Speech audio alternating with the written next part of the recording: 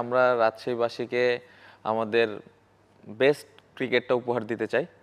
আমাদের অ্যাবিলিটি অনুযায়ী আমরা আমাদের যে সেরা খেলাটা ওইটাই খেলতে চাই।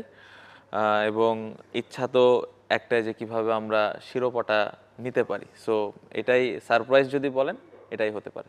না, ডেফিনেটলি যেহেতু টিমটা রাজশাহীর, আমাদের প্রথম মেক শিওর করতে হবে যে দলটা আমরা কিভাবে ভালো একটা দল গঠন করতে পারি।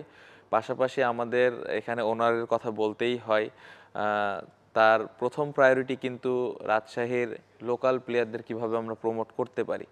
সো এইখানে যদি আমরা দুইটা একটা লোকাল প্লেয়ার নিতে পারি বা এখান থেকে যদি আমরা কোনো একটা ইয়াংস্টার নিতে পারি রাজশাহীর, হয়তো একদমই নতুন খেলোয়াড় এরকম টাইপের যদি আমাদের অপশন থাকে, ডেফিনেটলি আমরা সেটা চেষ্টা করব।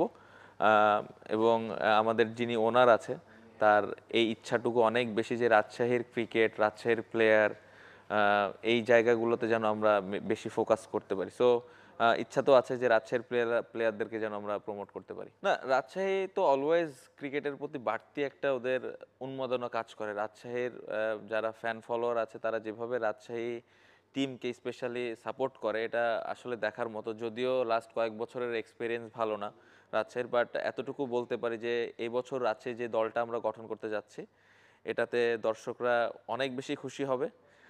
এবং এবং তারা অনেক এক্সাইটেড থাকবে। সো আমি আশা করব যে যারা সাপোর্টাররা আছেন তারা মাঠে আসবেন, খেলা দেখবেন, সাপোর্ট করবেন এবং দোয়া করবেন অনেক বেশি রাজশাহী টিমের জন্য।